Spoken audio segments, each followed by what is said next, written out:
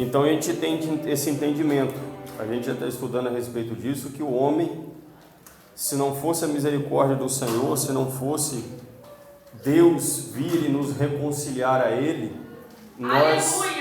nós não teríamos nenhuma queda, vamos dizer assim, nós não daríamos nenhum passo em direção a Deus, porque o pecado nos corrompeu totalmente, né? Quando eu falo de depravação total, eu compreendo de uma depravação em toda a área da vida do ser humano, né?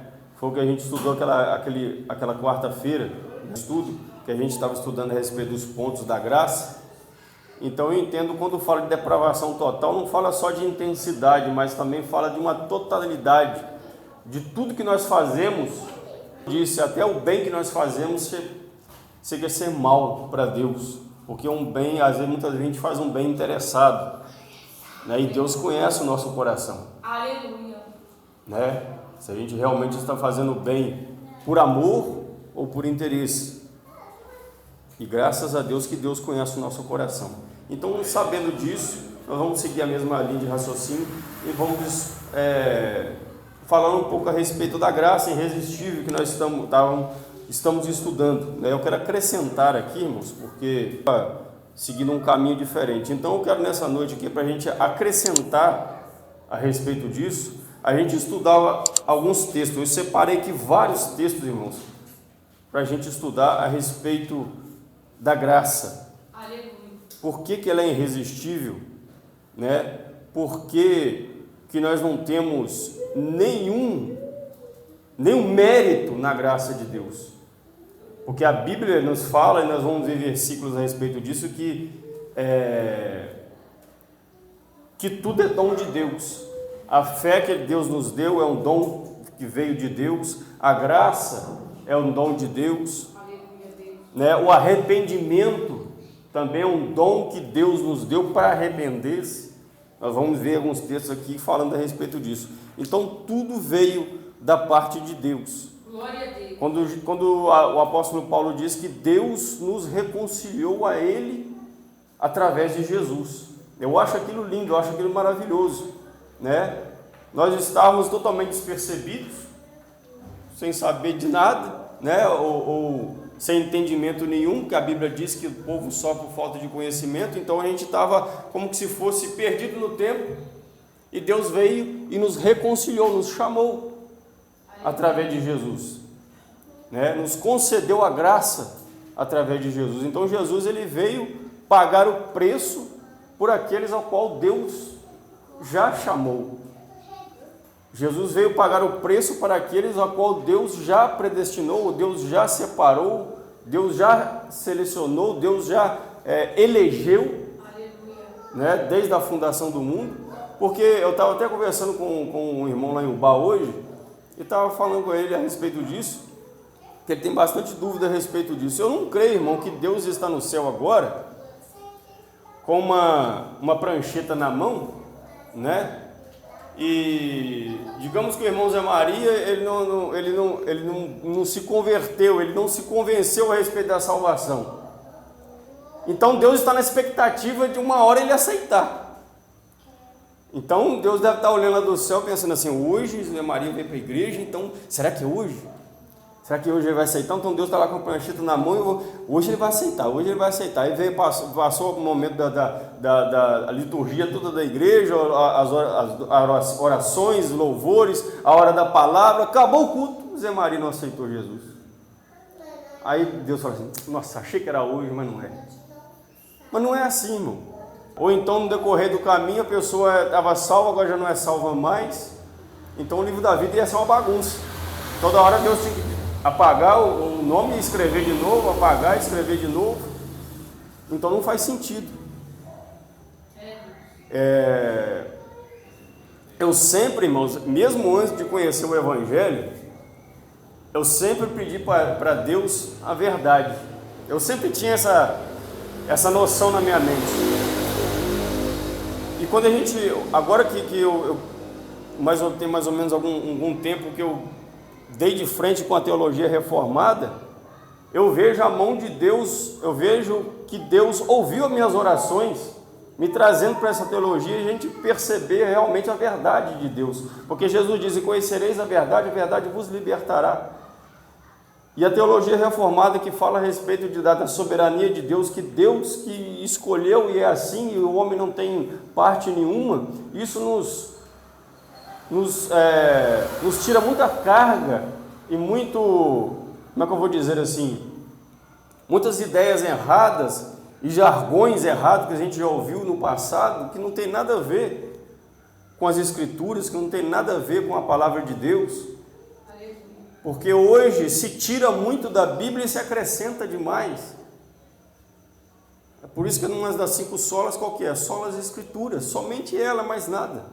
Jesus disse no livro de Apocalipse, né? Se alguém acrescentar alguma coisa a este livro, será acrescentado na vida dele também as pragas contidas nesse livro. E se alguém tirar, também será tirada dele parte da árvore da vida. Então não se deve acrescentar e nem tirar, é só Escritura pura, mais nada, né? Então nós vamos continuar no raciocínio a respeito da graça irresistível, porque eu tenho, irmãos, isso é um pensamento meu, que cada um, a respeito da resistência do homem, ou se a graça é resistível ou irresistível, tem pessoas que pensam diferente. Eu creio que a graça não tem duas características, ela é resistível numa parte, irresistível na outra. Eu creio que ela é irresistível o tempo todo, né? A resistência do homem não faz a graça ser resistível. Aleluia, não sei se os irmãos conseguiram compreender isso. A resistência do homem não faz a graça ser resistível, porque é Deus que vai trabalhando no coração. Aleluia. Né? Deus que vai regenerando, Deus que vai transformando. Eu creio, irmãos, que o trabalho de regeneração de Deus, o trabalho de Jesus disse que nós nascemos da água e do Espírito, eu creio que é um processo ao qual o homem não tem parte nenhuma com ele, e o Espírito Santo que vai convencendo. Jesus diz o quê? Em João 16, quando ele vier, vos convencerá do pecado, do juízo, da justiça. Então ele vai convencendo, ele vai tirando a rapina, é como no processo da purificação do ouro, ele vai tirando as impurezas, ele vai tirando tudo aquela sujeira, até o ouro fica limpo. O que Jó disse? Jó disse assim: Senhor, tu conheces os meus caminhos, prova-me e sairei como ouro. Eu até lembro que eu perguntei isso para um irmão, falei: irmão, você tem coragem de dizer essa palavra que Jó disse? Prova-me e sairei como ouro. Você tem coragem de acrescentar isso na tua oração? Senhor, tu me conhece, agora me prova para me sair como ouro. Aleluia, porque a gente sabe que dura coisa é cair na mão do Deus vivo. A gente sabe que dura coisa a provação de Deus. A gente sabe que Deus não coloca sobre nós um jugo muito pesado, um fardo muito pesado, ao qual a gente não possa suportar, porque Ele conhece a nossa estrutura, né? Mas Ele nos dá força para sustentar, para continuar marchando, continuar perseverando, né? Porque se é Ele que está fazendo a obra, a Bíblia diz que Ele é fiel para terminar. Aquele que começou a boa obra é fiel para terminar. Aleluia. Então essa é a nossa fé. Então até essa fé Deus que coloca no nosso coração. Então, para a gente ganhar tempo, eu separei aqui bastante. Eu quero fazer de uma forma diferente. Nós vamos olhando os textos e vamos meditando em nome de Jesus, né? Quando a gente fala com uma pessoa, igual hoje mesmo eu estava conversando com esse irmão lá no bar, quando a gente fala com uma pessoa a respeito da graça irresistível, que é Deus que faz a transformação, eles lançam sobre a gente vários textos para tentar confundir a gente, ou então tentar mudar aquilo que a gente está pensando, ou sei lá, ou talvez tirar alguma dúvida, né? E alguns textos que às vezes as pessoas usam para dizer que o homem pode resistir à graça, né? Até separei uns aqui, que a gente entende que esse processo que a Bíblia diz que o homem ele tem dura cerviz, ele não se inclina. Então, quer dizer, a resistência do homem entra o trabalhar de Deus. Então, Atos capítulo 7, vamos viajar bastante pela Bíblia, irmãos, para a gente Eu gosto muito de viajar pela Bíblia. Atos capítulo 7. E eu gostaria de fazer o seguinte: cada irmão vai ler um texto. Eu separei bastante texto aqui para a gente examinar. Então cada irmão vai ler um texto. Quem vai ler para a gente Atos capítulo 7, versículo 51?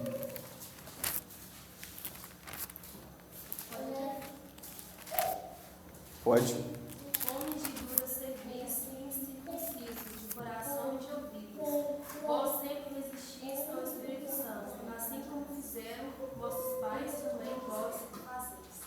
Então, eis aí um texto, né, que está dizendo aí: vós resistis ao Espírito Santo, assim vós como os vossos pais no deserto, né? Aliás, não está escrito no deserto, mas a gente sabe que o povo no passado resistiu a Deus. A gente vê quando o povo saiu do Egito, como que eles resistiram. Eles queriam sempre voltar para o Egito, né? Mesmo ele vendo Deus fazendo tantos sinais e maravilhas, mas sempre resistindo, nunca crendo o que Deus queria. E interessante que saiu do Egito mais de 2 milhões de hebreus. E quantos entraram na terra prometida? Alguém sabe dizer? São mais de 2 milhões de hebreus, fora os estrangeiros que também saíram. Alguns egípcios também saíram de carona, que se converteram com o Deus de Israel e também saiu de carona no meio do povo de Deus, né? Quantas pessoas entraram na terra prometida? Fala alto. Menos de 20 anos, mas Caleb e Josué. Pois é, os que tinham mais de 20 anos, mas dos que saíram do Egito, quantos que entraram? Só 2.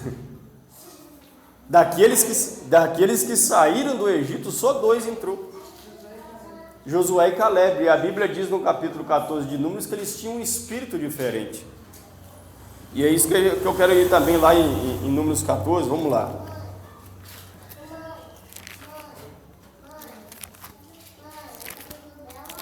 Vamos lá para trás agora na Bíblia. Números 14.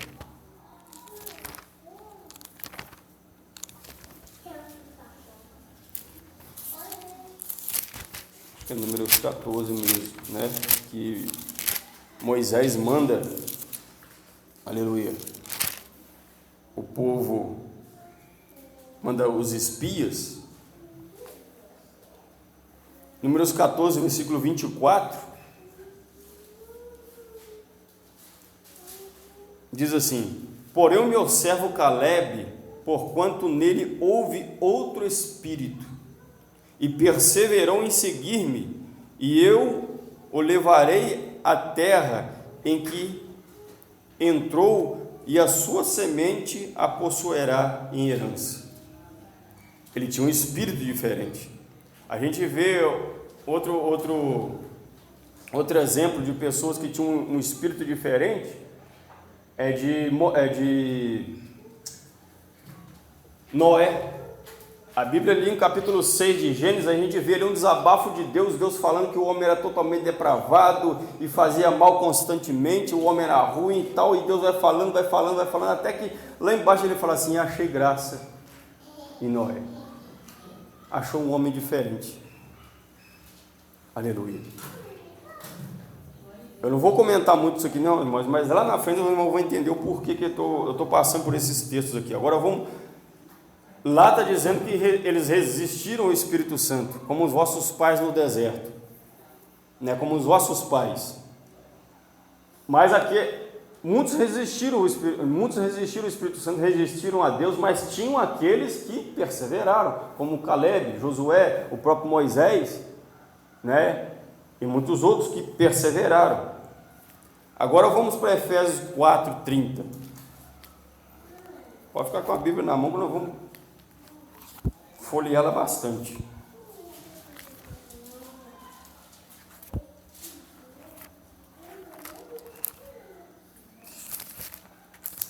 Outro texto que se usa para falar que o homem pode resistir.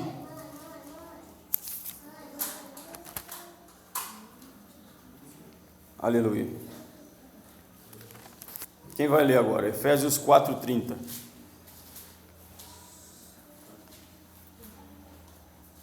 E Espírito de Deus, no qual fosse selados para o dia da redenção.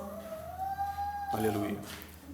Perceba que aqui agora estão falando sempre, tanto lá em Atos, quanto aqui em Efésios, não está falando de ímpios, está falando do povo crente, está falando do povo salvo. Lá está dizendo, vocês são de dura cerviz, como vossos pais foram. Agora em Éfeso está dizendo também, e não entristeçais o Espírito Santo de Deus, no qual estáis selados para o dia da redenção. Qual que é o dia da redenção? Hein? Qual que é o dia? O dia que Jesus voltar e nos levar para o céu. Então o dia da redenção, o dia da nossa libertação, o dia que nós vamos sair do Egito de uma vez por todas, né? Foi como Deus falou com Moisés, fala com esse povo, sandálias nos pés, lombo cingido, cajado na mão, porque essa noite nós vamos sair. Aleluia. Então estáis selados com o Espírito Santo, preparados com Ele para o dia da redenção. Então não entristeça esse Espírito Santo. Então parece que esse povo aqui ele estava fazendo algo que estava entristecendo o Espírito Santo. Aleluia. Então por ele dizer que eles estavam resistindo ao Espírito Santo, o Espírito Santo estava fazendo uma coisa, talvez estava fazendo outra, né? Agora um outro texto, 1 aos Tessalonicenses 5,19.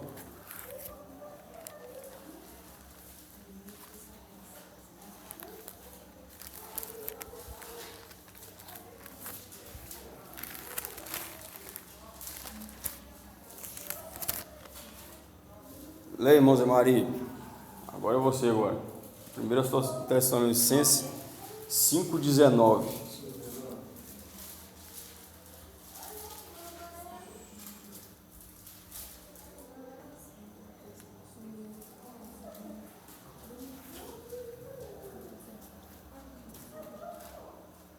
Aleluia. É um texto curto.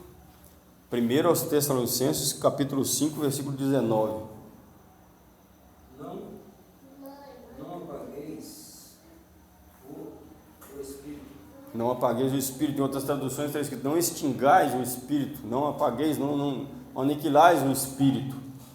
Né?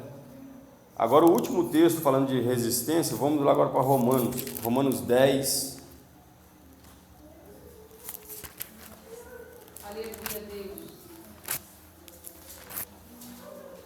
Romanos 10, 21. Agora a irmã lê para a gente, a Larissa. 10, 21, o que está escrito aí? Quando Israel, porém, diz, todo dia estendi as mãos contra rebelde e contradizente. Olha aí. Mas contra Israel diz, todo dia estendi as minhas mãos a um povo rebelde e contradizente, né? Novamente está falando o que eles fizeram lá atrás, no passado. E Jesus também disse, quantas vezes eu quis juntar vocês debaixo das minhas asas, como uma galinha junto os seus pintinhos, vocês não quiseram. Então são todos os textos que às vezes pessoas que seguem a doutrina de Armínio, e diz que pode sim o homem resistir ao Espírito Santo, pode resistir à graça de Deus, né? Mas a gente tem que entender que a palavra de Deus, ela confronta o homem. Se ela confronta o homem logo, ele vem à resistência. Mas se Deus começar a trabalhar naquele coração, aquela resistência começa a ser quebrada, começa a ser destruída, né? Principalmente se ele é um escolhido, se ele é um salvo, se ele é um eleito. Naquele coração a graça vai ser irresistível. Ele pode resistir, mas a graça ela é irresistível porque ela continua resistindo. Agora, se o homem resistir, a graça não se torna irresistível. Pelo contrário, ela continua, como a Bíblia diz que a palavra de Deus é o quê? Uma pedra que esmiuça a penha. Não tem aquele ditado que diz aí no mundo que a água mole e pedra dura tanto bate até que funga. Então, quer dizer, o Espírito Santo ele vai falando, ele vai convencendo. Jesus diz assim, Quem tem ouvidos, ouça o que o Espírito diz às igrejas. Né? Então, quando você vai ouvindo a voz do Espírito Santo, você vai ouvindo a palavra de Deus, e a Bíblia diz que a fé vem por ouvir. A fé é dada por ouvir. E ouvir o quê? A palavra de Deus. Então, quando a fé é dada por Deus, primeiro entra essa fé no coração, primeiro ele é regenerado. Eu creio assim, que primeiro a pessoa é regenerada para ele receber a fé, porque se ele não for regenerado primeiro, ele vai continuar resistindo à fé. É como John Piper dizia, a fé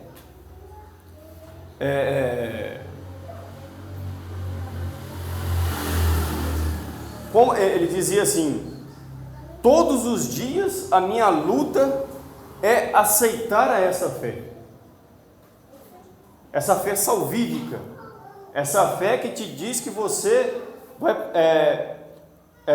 que você tem que receber uma graça ao qual você não entende, uma graça ao qual você não consegue compreender como que Deus ama um pecador terrível e abominável. Então é difícil para o homem compreender como Deus pode amar o homem e trabalhar no coração dele e conceder essa graça, segundo está escrito em Efésios, que é dom de Deus, não vem de vós, para que ninguém se glorie, mas é dom de Deus, é Deus quem dá. Em capítulo 1 de João, a Bíblia diz o quê? Que a lei veio por Moisés, mas a verdade e a graça por Jesus. Aleluia. Jesus é a própria graça.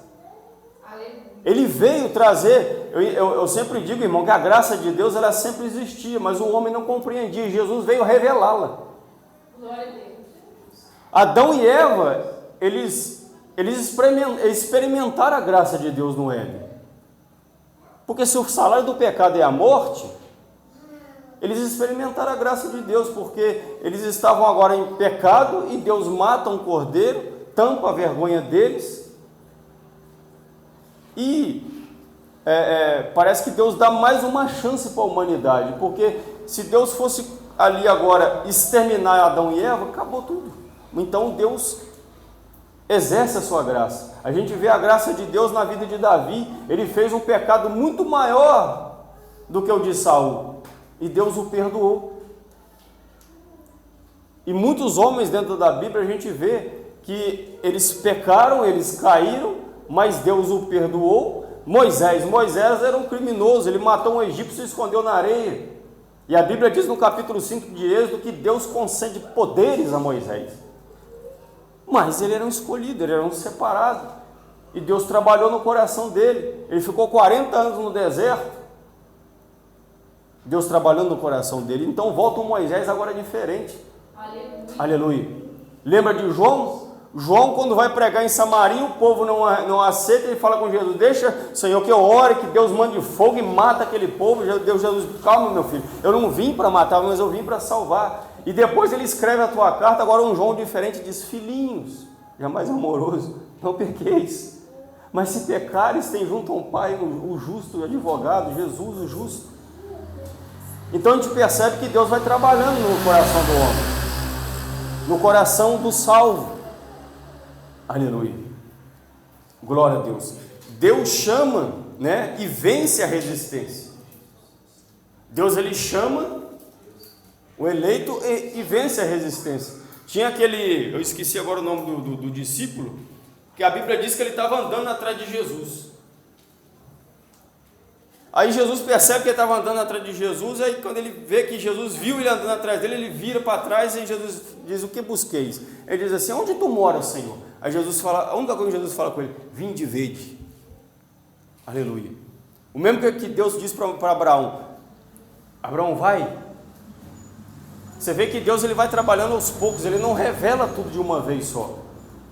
Eu creio que Deus ele vai trabalhando aos poucos. Por quê? Porque o homem, sendo falho e pecaminoso, ele não tem estrutura para receber tudo de uma vez.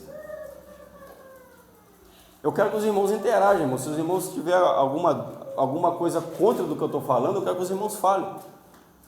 Porque a gente tem que entender isso aqui, a soberania de Deus em salvar, em trabalhar no coração do homem.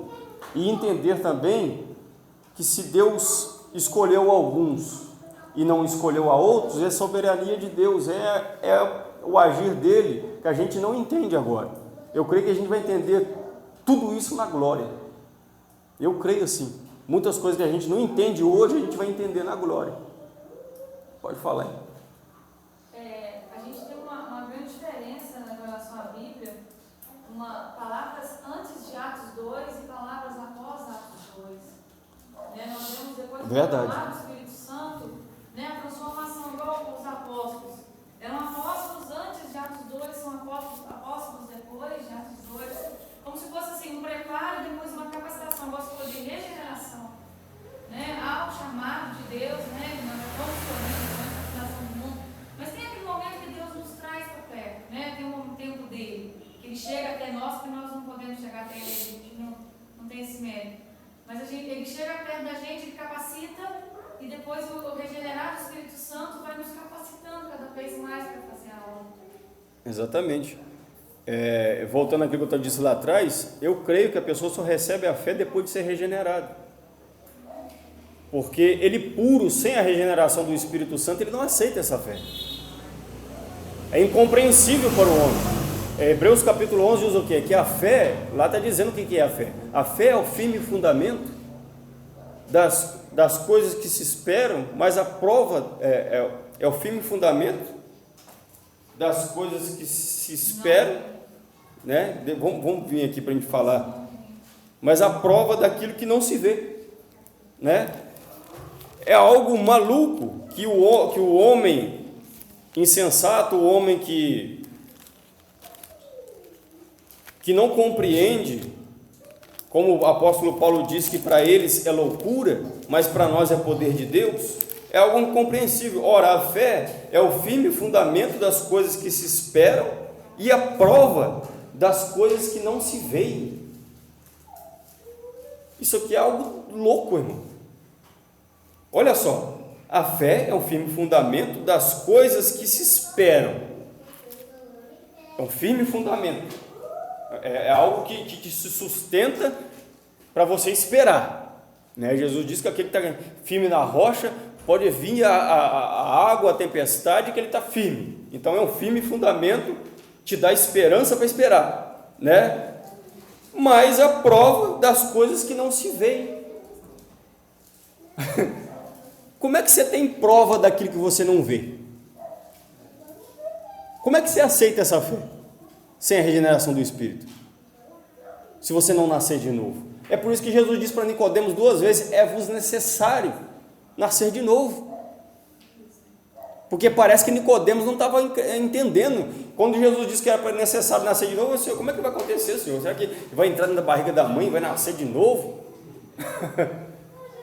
Ele repete, é necessário. É como se Jesus estivesse dizendo assim, Nicodemos, você não entende porque é necessário você nascer de novo. Aleluia. Então você só recebe tudo isso com a regeneração do Espírito Santo e trabalhando no teu coração, e você é regenerado, cheio do teu Espírito, e para mim isso é o batismo com o Espírito Santo, regeneração.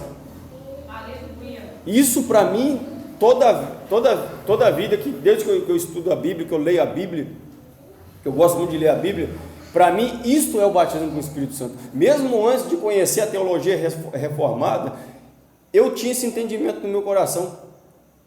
Esse negócio de falar em línguas, sapatear e pular e fazer aviãozinho e tudo mais, e zoeira dentro da igreja, como o conceito de fé a respeito do Espírito Santo que eles ensinam aí fora, nunca entrou no meu coração isso, irmão. Como é que pode uma pessoa dentro da igreja falar em tantas línguas estranhas e pular e sapatear e diz que gosta de fogo e tal, e coisa e tal, e cura e não sei mais o que, e visão, e sonhos e revelações, e quando você vai ver lá fora, o testemunho é podre, é lascívia, olhos que só Deus sabe, pensamentos que só Deus conhece, o coração ruim, fala mentira. Eu acho impressionante o crente falar mentira com a cara mais lavada do mundo. Não foi regenerado. Jesus disse que quem fala mentira é filho do diabo. Aleluia.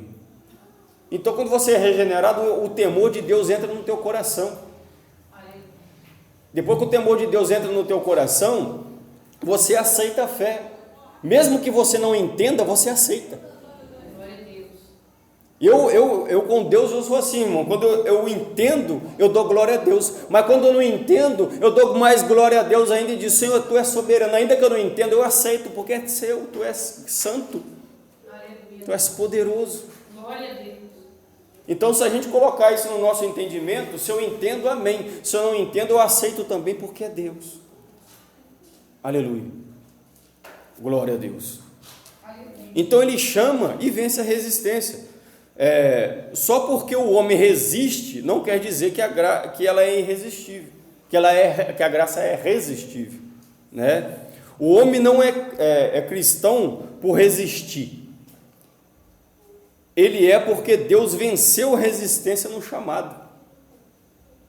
Aleluia. Porque não adianta a pessoa que está com a Bíblia debaixo do braço vir para a igreja, louvar e pregar e fazer tudo quanto há, mas não. É como o apóstolo Paulo disse para os fariseus: vocês dizem não adulterarás e adulteras, vocês dizem não roubarás e rouba, vocês dizem todas essas coisas e fazem. Então o nome de Deus não é blasfemado na boca dos gentios, mas o nome de Deus é blasfemado por causa de vós, que ensina o que não vive. Por que ensina o que não vive? Porque não tem o Espírito Santo para convencer. E o que mais está cheio no nosso meio hoje é pessoas que pregam o que não vive. Aleluia. E não vive o que prega. Aleluia. Glória a Deus. Então o homem só é cristão, ele não é cristão porque ele resiste, mas ele é cristão porque Deus venceu a resistência no chamado.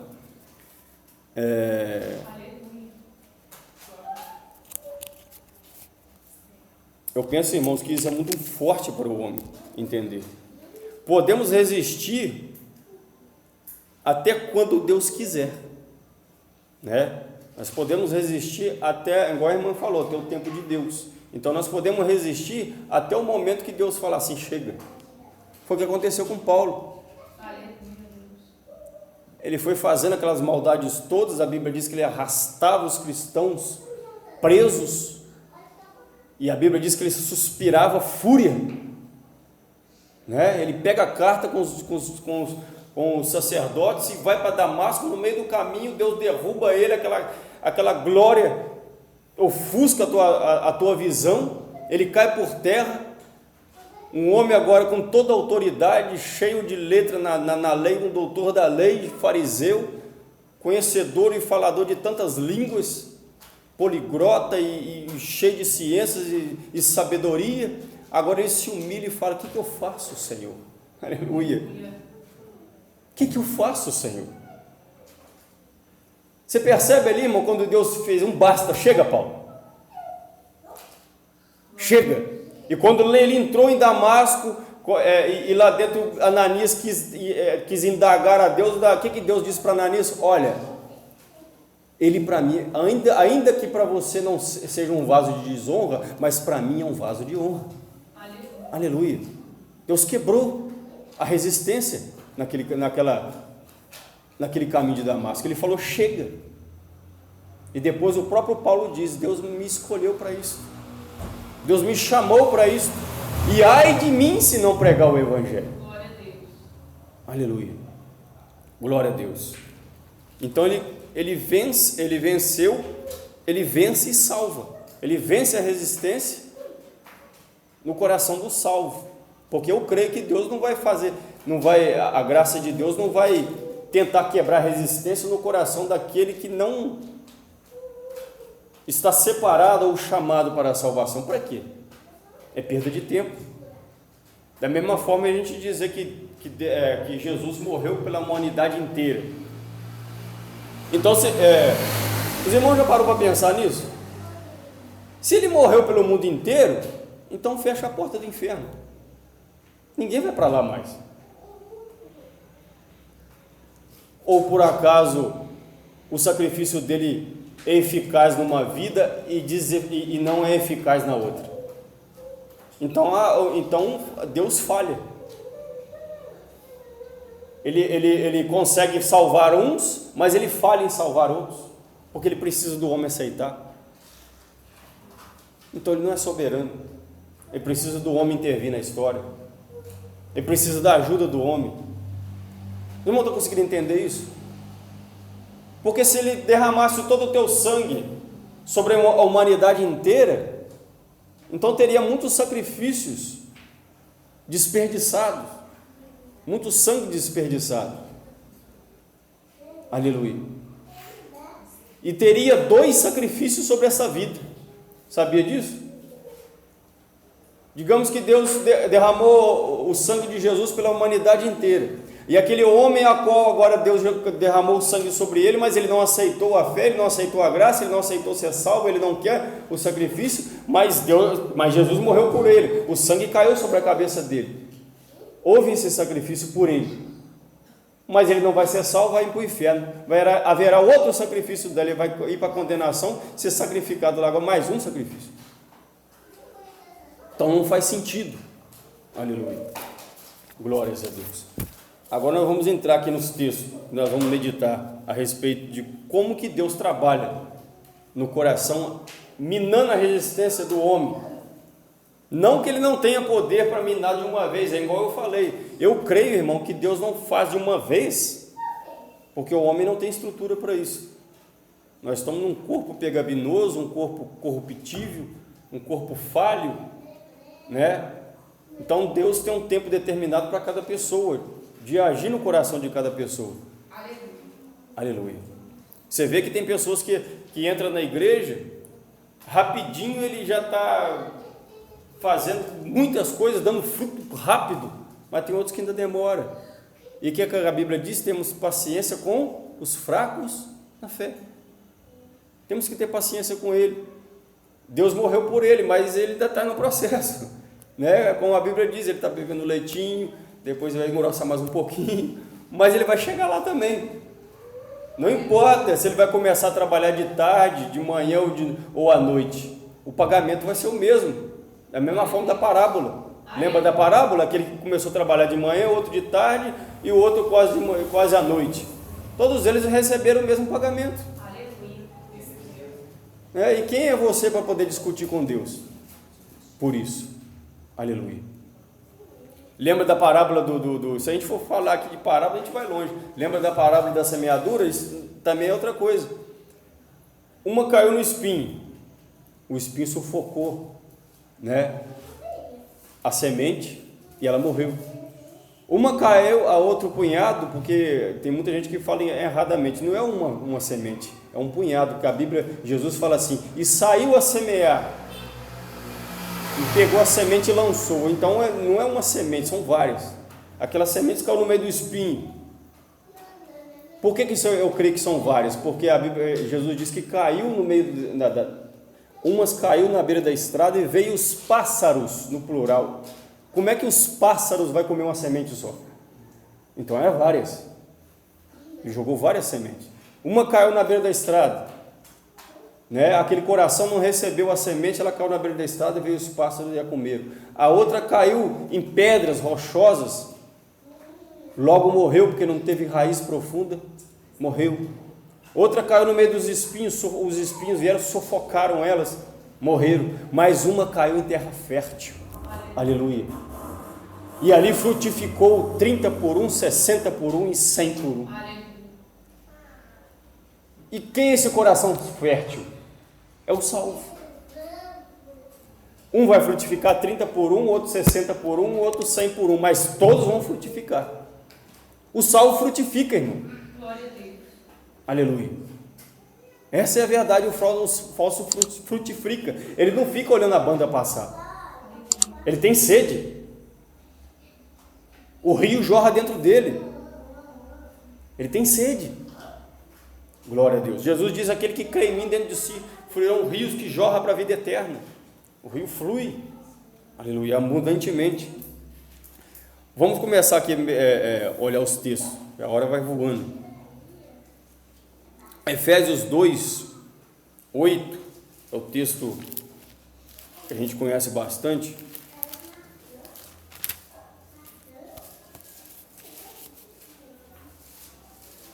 E esse texto aqui, irmãos, não precisava nem de mais nada, só esse texto aqui já fala da soberania de Deus.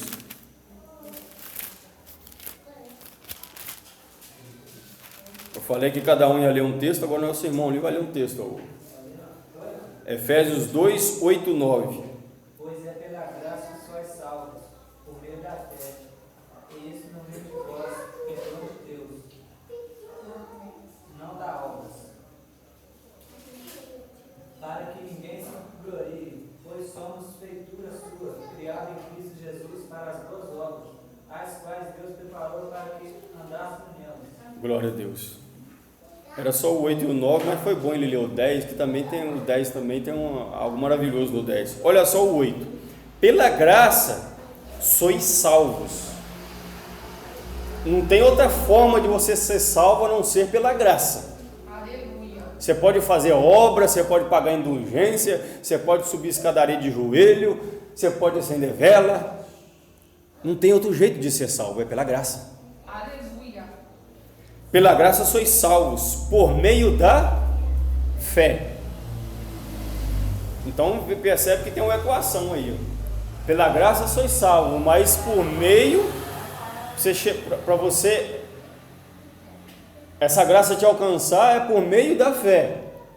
Aí volta lá novamente no que eu falei. Primeiro é regenerado, recebe a fé e a graça te envolve.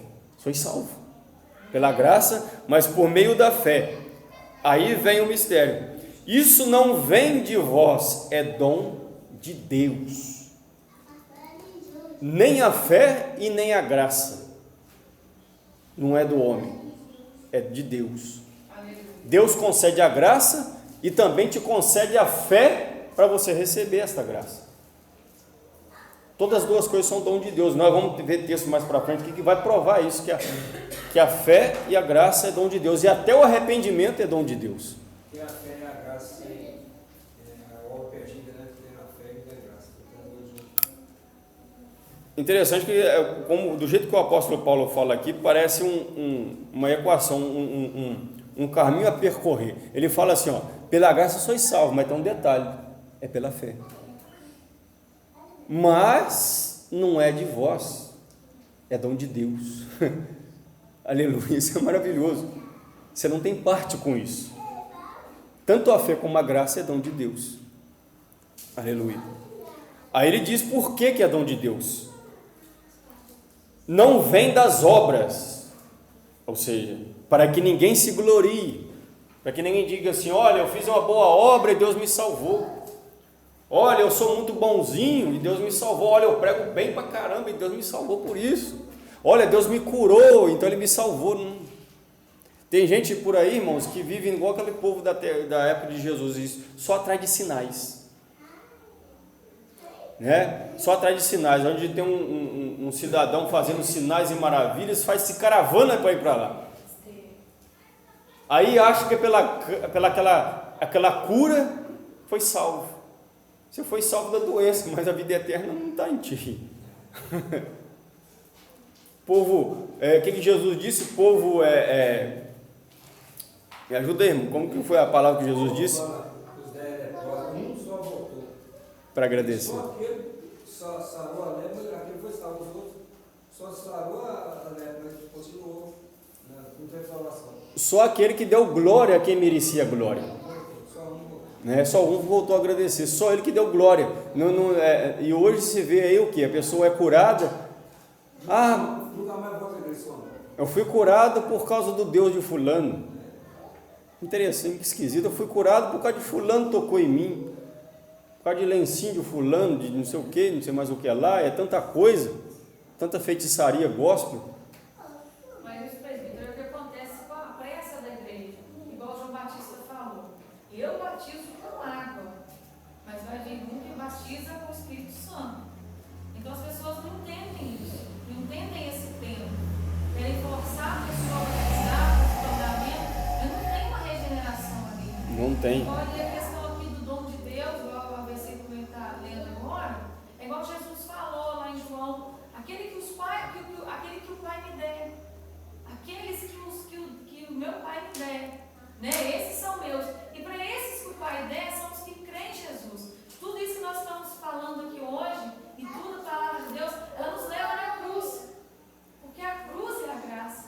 Quando se fala de crer, isso aí é outra coisa interessante, que as pessoas têm uma ideia muito errada. Quando se fala de crer, as pessoas entendem que o homem tem que acreditar, e nele acreditar ele está salvo.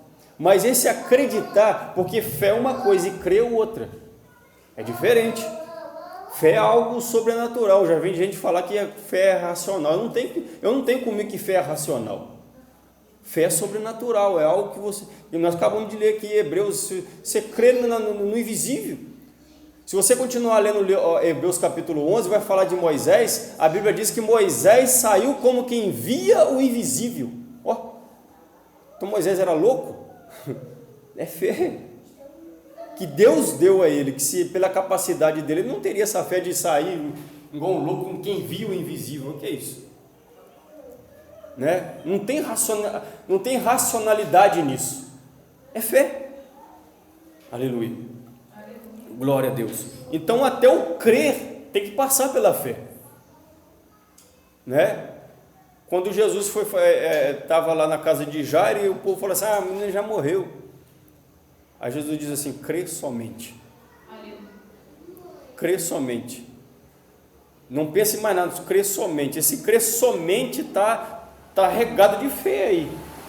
Porque quando ele fala crê somente, é um crer que não necessita de circunstâncias para te provar que você precisa crer. É a fé, uma fé sobrenatural que você crê às cegas. Não tem interessa se eu entendo ou não entendo. Se Jesus está dizendo para mim crer, eu tenho fé para crer. Aleluia. Isso é muito forte. Vamos continuar aqui, que a hora não vai dar tempo de terminar todos os textos que eu separei aqui. Romanos 12.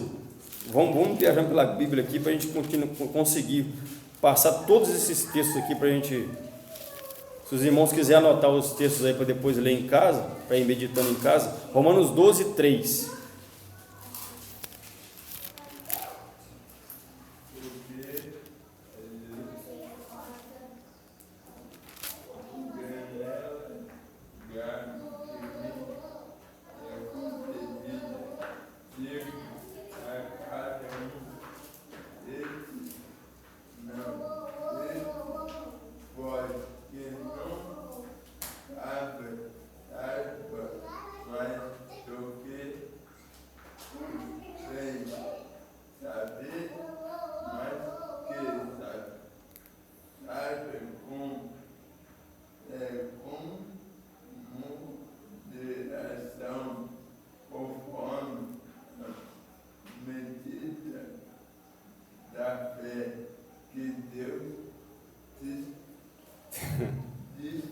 Distribuiu a cada um. Olha que maravilha. Olha que maravilha, irmão.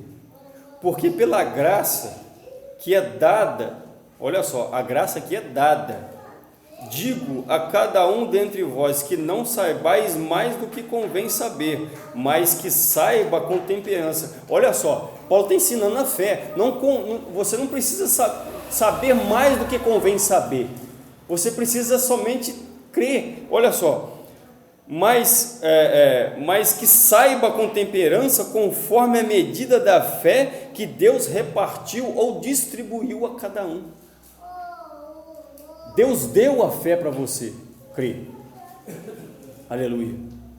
Ele te deu a fé para você crer. Então, se você só crê porque você tem fé, não que você aceitou ela, mas que Deus te deu. Ele colocou no teu coração. Nós vamos ver isso mais para frente, outros textos que nós vamos ler aqui. Deus que colocou no teu coração. Aleluia. Ele imprimiu no teu coração. Não foi você que diz assim: Senhor, me dá essa fé aqui, eu aceito ela. Não, Ele que colocou lá. Vamos mais adiante para a gente entender isso. Agora nós vamos lá naquele texto, João 6,44.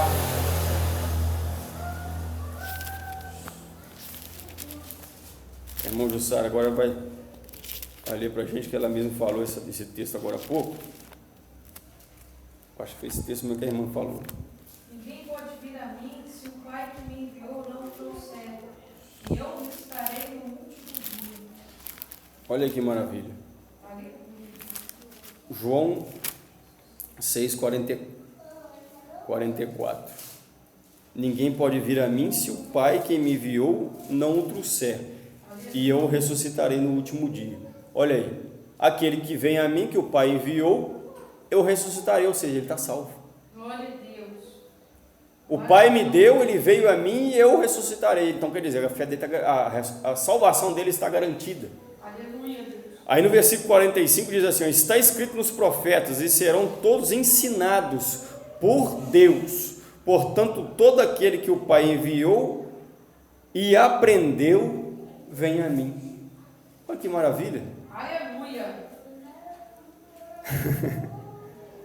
Serão todos ensinados por Deus.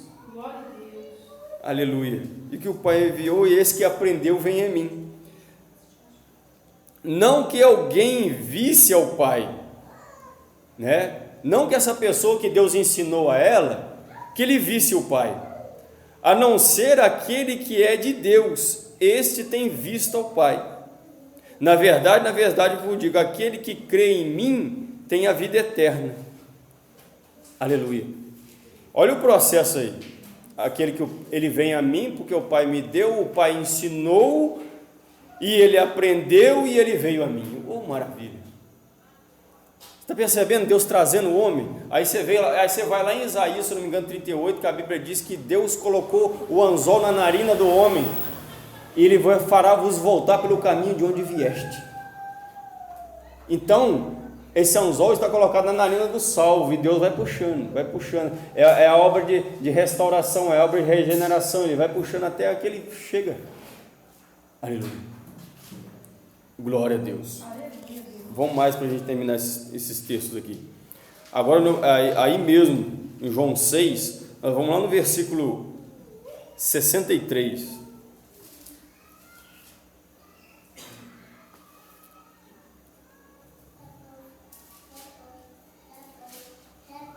Lê para a gente quem vai ler. Agora é do lado de cá, né? O Espírito de Deus é quem dá a vida. Mas o ser humano não pode fazer isso.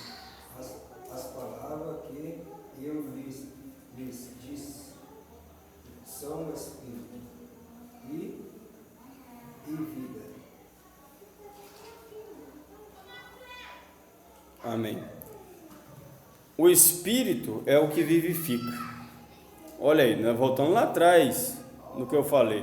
O Espírito tem que vivificar, o Espírito tem que regenerar para ele receber. A carne para nada aproveita. As palavras que eu vos disse são Espírito e vida. Ao versículo 64. Mas há algum de vós que não creia, porque bem sabia Jesus desde o princípio que eram os que não criam, e quem era os que haviam de entregar. E dizia: por isso eu vos disse que ninguém pode vir a mim se por meu Pai lhe não for concedido. Aleluia. Hein? Eu lembrei de mais um texto aqui, irmãos, que as pessoas usam para poder rebater a respeito da graça irresistível, a respeito de que o homem não tem parte nenhuma, né? Eu lembrei de mais um texto que está em João. É um texto muito usado para falar que o homem tem que aceitar, o homem que tem que ir, o homem tem alguma parte. É João 1. João capítulo 1. Tem alguns pregadores que falam que João capítulo 1 é a gênese do Novo Testamento, porque no princípio era Deus, e por aí vai, né? João 1, vamos ler a partir do versículo 9. Ali estava a luz verdadeira, que alumia a todo homem que vem ao mundo. Estava no mundo, e o mundo foi feito por ele, e o mundo não o conheceu. Essa luz estava no mundo, essa luz iluminava todo mundo, mas o homem não o conheceu. Por que o homem não conheceu? Essa luz estava no mundo, essa luz criou o mundo, essa luz criou o homem, essa luz estava clareando no mundo, mas o mundo não o conheceu. Por que o mundo não conhece essa luz que criou ele mesmo? Porque o pecado, a corrupção do homem não consegue levá-lo a Deus. Não tem como. Aí, vamos mais.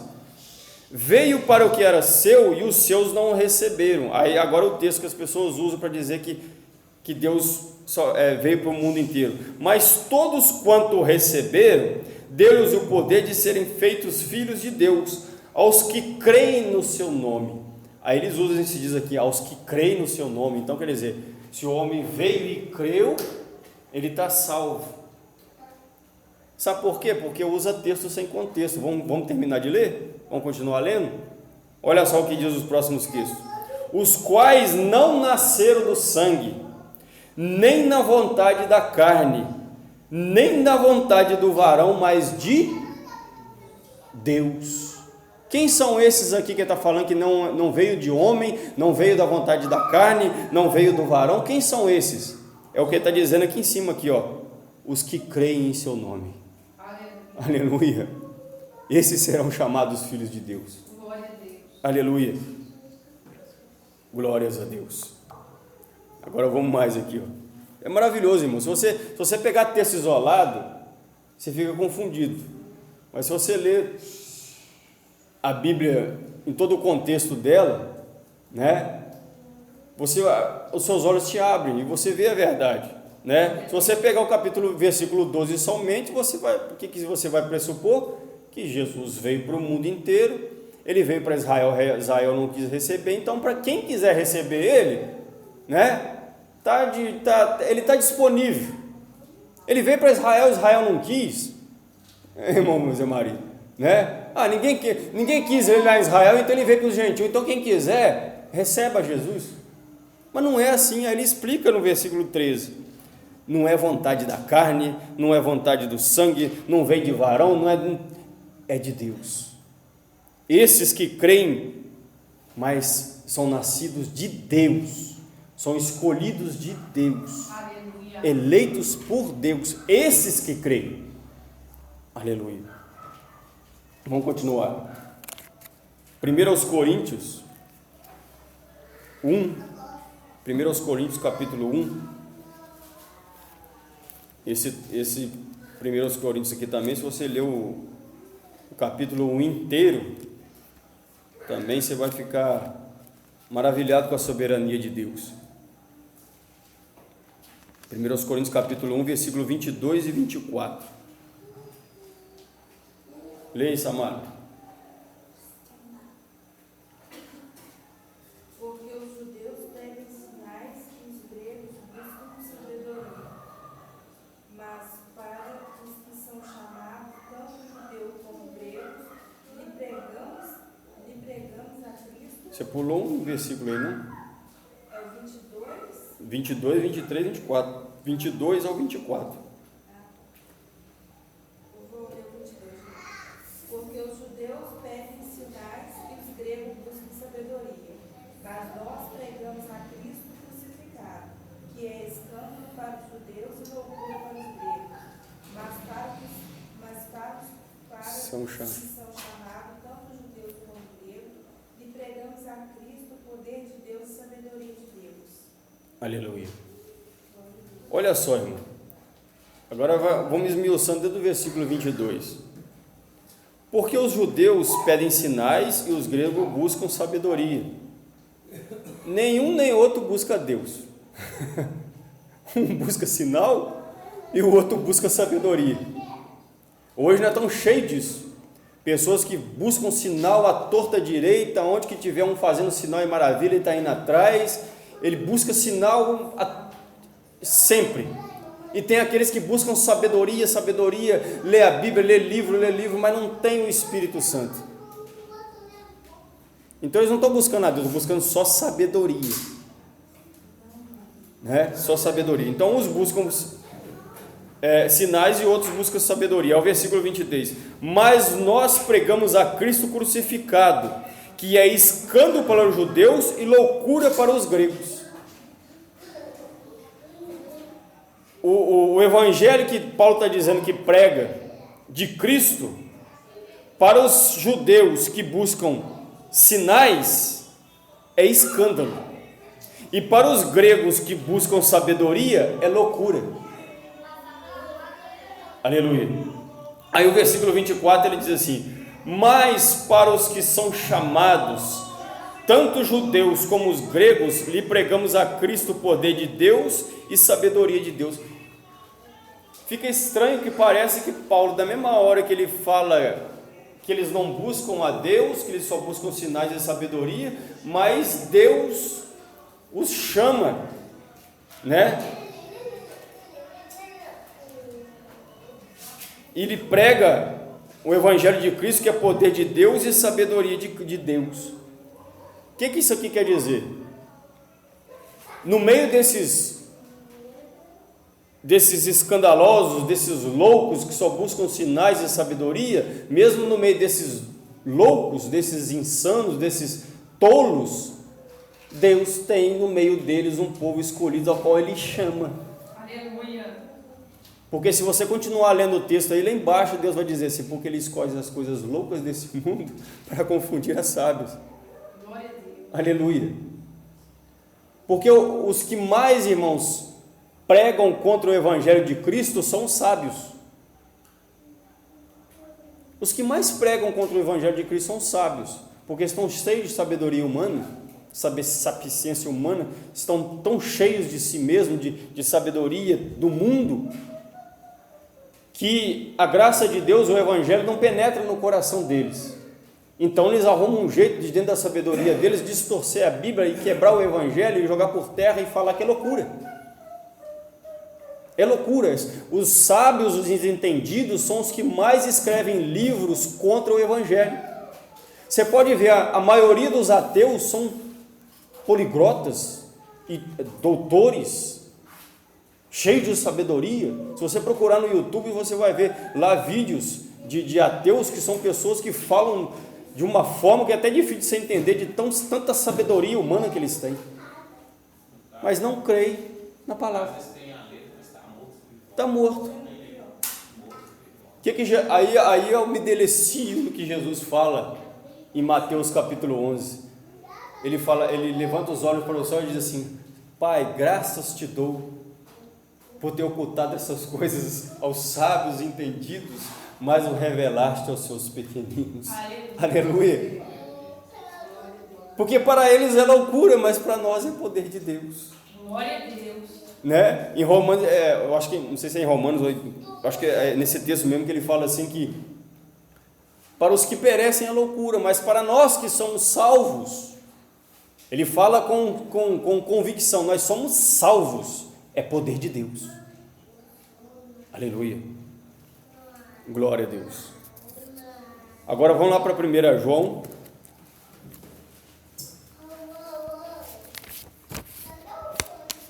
Está terminando já, tá? 1 João 5.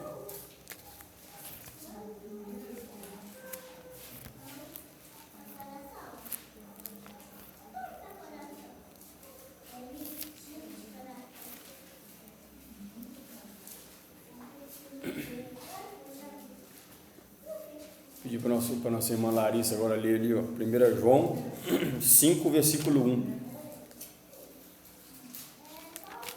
Todo aquele que crê que Jesus é o Cristo, é o Filho de Deus. Todo aquele que ama ao que o gerou, também ama ao que dele nasceu. Glória a Deus. A palavra de Deus, irmãos, é por isso que Deus disse para Josué: medita nela de dia e de noite.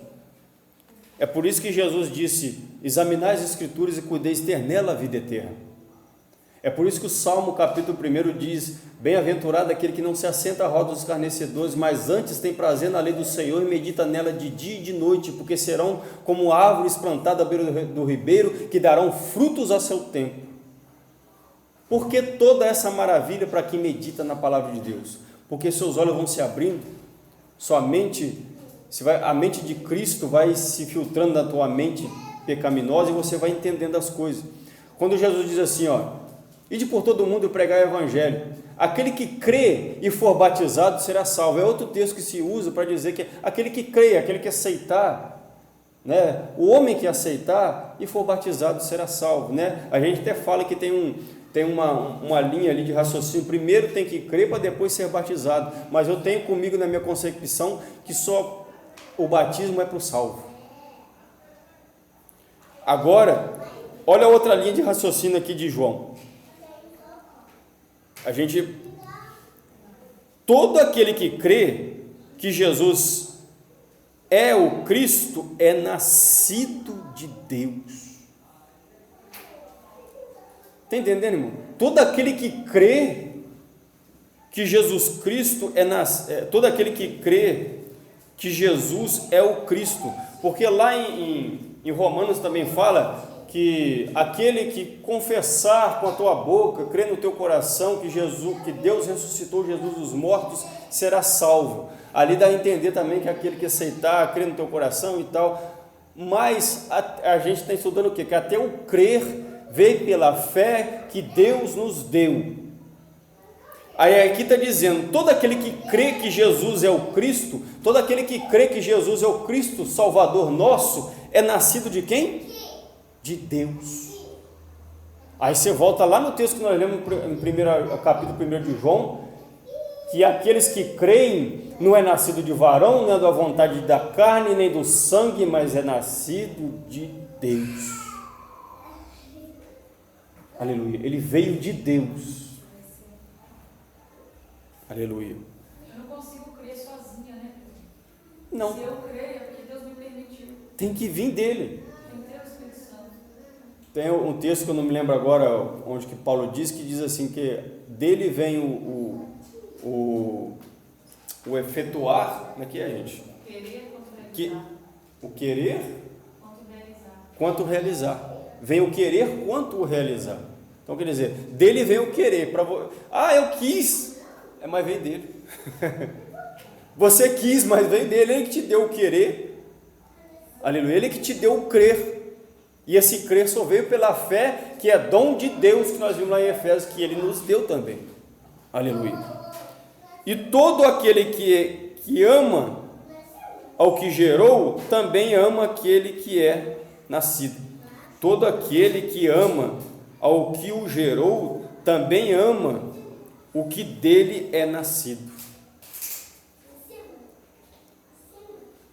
Aquele que ama a Deus que o gerou, também ama o que dele é nascido. Aqui já fala de união.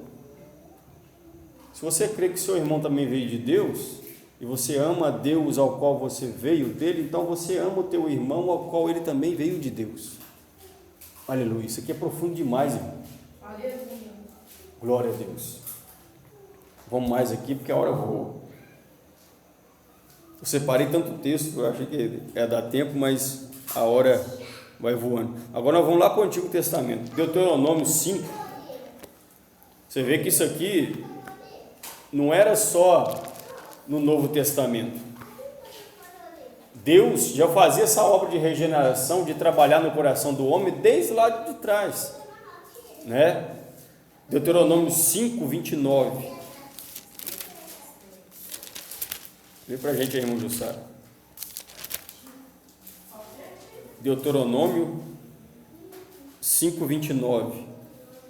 Quem dera que eles tivessem tal coração que me temessem, e em todo o tempo guardassem todos os meus mandamentos, para que bem lhes fosse a eles e a seus filhos para sempre.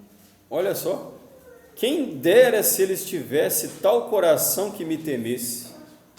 Olha, parece que Deus aqui está lamentando. Quem dera se esse povo tivesse um coração para temer meu nome. Quem dera se esse povo tivesse um coração diferente, né? Parece que Deus está se lamentando, mas Deus não está se lamentando, não. Vamos lá agora, lá para o capítulo 29.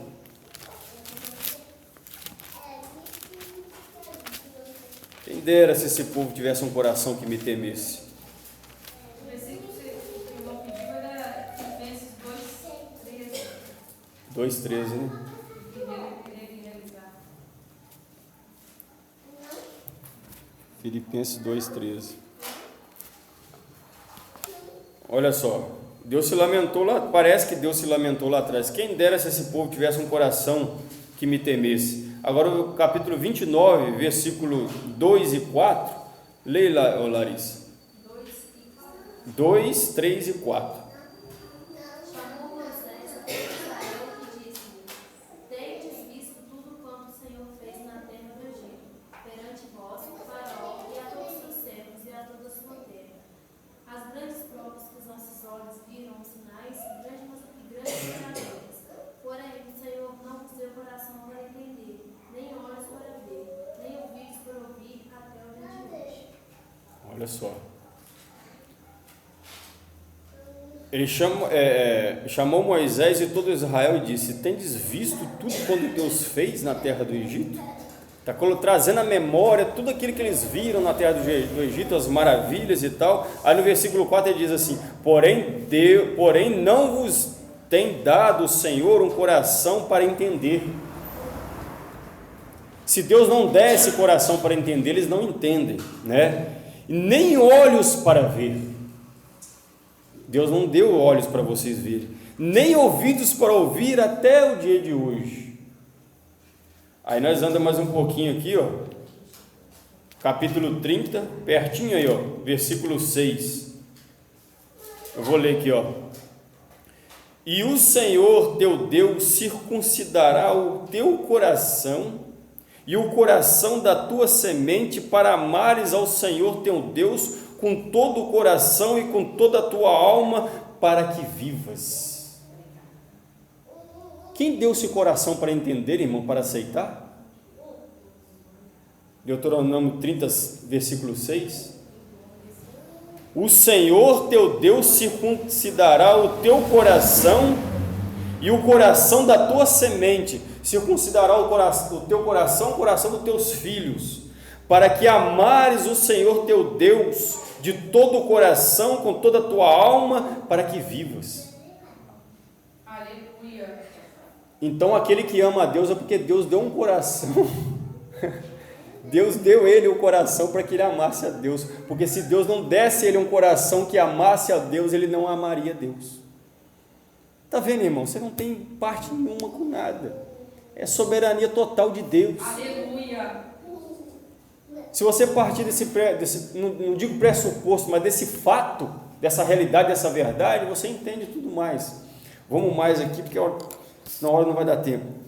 Aí nós vamos Jeremias, é só pular mais um livro para frente aí, ó, mais alguns livros para frente ou para trás. Aleluia. Não, desculpa, para frente, eu querendo correr contra o tempo aqui. Jeremias 32. 10:23 também fala de Jeremias. 10:23, né?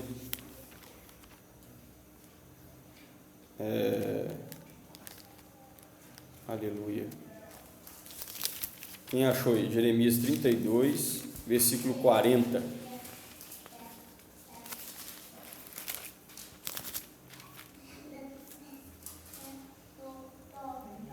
Farei com eles uma aliança eterna, jamais desviarei de fazer-lhe o bem, e porei o meu temor no teu coração, para que nunca se apartem de mim.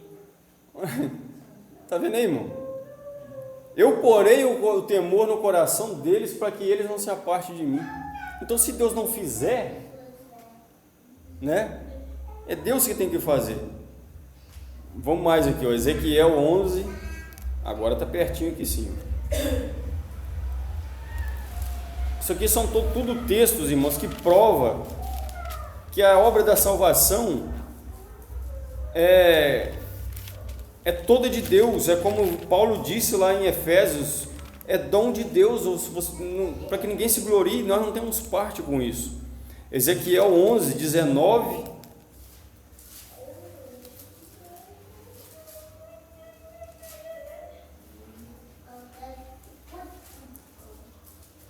Eu ia ler mais alguns textos aqui, irmão, mas vamos ler só esses dois aqui, ó, 19 e 20, para a gente ganhar tempo, porque a hora voou mesmo.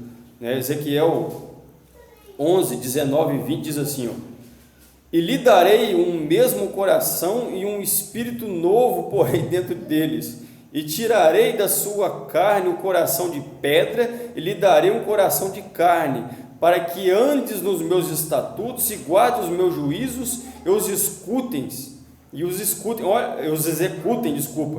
e eles serão o meu povo e eu serei o seu Deus. Aleluia.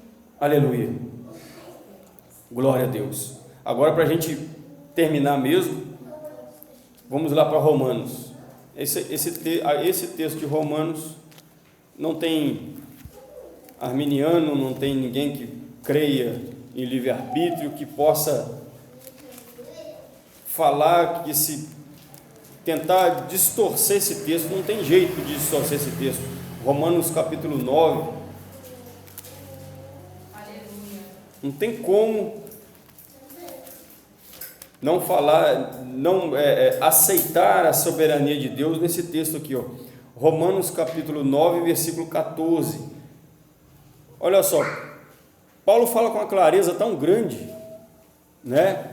E aqui você pega tanto a soberania de Deus, como o trabalhar de Deus, onde o homem não tem parte nenhuma. Aqui parece que Deus já estava prevendo que viria uma doutrina para arrebatar a soberania de Deus, que ele infiltra tudo aqui, tudo nesse texto. Olha só, versículo 14: que diremos, pois, né? Que há injustiça da parte de Deus? Por que ele está dizendo? Que lá no versículo 13 ele diz assim, porque está escrito que amei a Jacó e aborreci a Esaú, né? Que diremos, pois, a injustiça da parte de Deus, por ele ter amado um e aborrecido o outro? De maneira nenhuma. Pois dizia a Moisés: compadecerei-me-ei de quem me compadecer, e terei misericórdia de quem eu tiver misericórdia. Ele está dizendo assim, ó, eu vou ter misericórdia de quem eu quiser ter misericórdia. Aí você volta lá naquela parábola que Jesus contou daqueles que foram chamados para trabalhar, um de manhã, outro de tarde, outro no meio do dia, outro à tarde. Quando eles discutem ali por que aquele estava recebendo o mesmo tanto do outro que trabalhou o dia inteiro, ele fala assim: por que você vai discutir comigo com aquilo que é meu? Eu dou o que é meu para quem eu quiser. É meu. Aleluia. Então o que diremos, pois, né? Compadecer de quem eu quiser compadecer, e terei misericórdia de quem eu quiser ter misericórdia. Aleluia. Lá atrás, quando você volta lá em Samuel, o que Deus disse para Eli? Né? Honrarei os que me honrarem, mas os que me desonrarem serão envelhecidos, serão desonrados. Assim, pois, aí vamos ver versículo 16. Assim, pois, isso não tende do que querer, assim, pois, isso não depende do querer. Aleluia. Olha só, isso aqui mata tudo, ó. Assim, pois, isso não depende do querer, nem do que corre, ou seja, nem do que busca, mas de Deus que se compadece. Isso não vem daquele que quer, daquele que busca, daquele que... Não, é de Deus que se compadece, vem de Deus. Porque dizia a Escritura: a Faraó, para isso mesmo te levantei, para em ti mostrar o meu poder e para que o meu nome seja anunciado em toda a terra. Logo, pois, compadece de quem quer e endurece a quem quer. Aleluia. Vamos ler somente até aqui? Não, vamos mais uma aqui, ó. Diz-me-ás, então, por que se queixa ele ainda? Porquanto quem resiste à sua vontade? Aleluia. O que Paulo está dizendo? Por que você se queixa? Não tem de você argumentar nada. Você não tem que discutir com Deus, você não tem que tentar, discutir com Deus, tentar explicar algo diferente. Você tem que somente aceitar o que Paulo está dizendo aqui, aceite. Que diremos, pois, a injustiça em Deus? De maneira nenhuma. Então, ele ainda diz assim, ó, não vem de querer, nem depende do que corre, do que busca. Aí no versículo 19 diz assim: por que se queixa ainda? Por que você não aceita ainda? Aleluia. Aceita, porque quem resiste à sua vontade? Quem resiste à vontade de Deus? Né? John Piper diz que Romanos capítulo 9 é um tigre que devora os arminianos. Porque não tem como discutir com isso aqui. É vontade de Deus e pronto, né? É vontade de Deus em trabalhar no nosso coração com a sua graça irresistível, que vai minando, quebrando a resistência, porque você resiste, mas Deus trabalha no teu coração. Os textos que nós lemos aqui, que diz? Deus coloca um coração diferente para você amá-lo, para você aceitá-lo, para você andar com Ele, para você obter fé, para você aceitar a graça, para tudo. Se vocês anotaram os textos aí, basta você examinar em casa depois, você vai ver. Para tudo foi Deus quem deu. O amar, o querer, o vir, a graça, a fé, o crer, tudo. Glória a Deus. Foi dado por Deus. Aleluia. Então Paulo está dizendo, de que você se queixa ainda? Aceita só. Quem vai resistir à sua vontade? Amém, irmãos? Amém. Somente até aqui para a gente. Peço aos irmãos que leiam em casa. Esses textos são maravilhosos e você vai lendo alguns textos, você dá vontade até de chorar, de tanta graça, misericórdia e amor de Deus. Eu vejo o amor de Deus nisso aqui, porque Deus olha para o nosso irmão ali que chegou agora e fala assim: você não me quer, mas eu te escolhi. Aleluia. E você continua não me querendo, mesmo falando que eu te escolhi.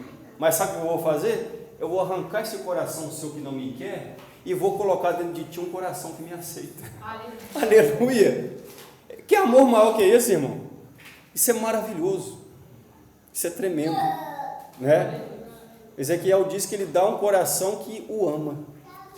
Aleluia! É maravilhoso. Amém, irmão? Vamos se colocar de pé, vamos orar. Vamos agradecer a Deus, em nome de Jesus. Graças a Deus.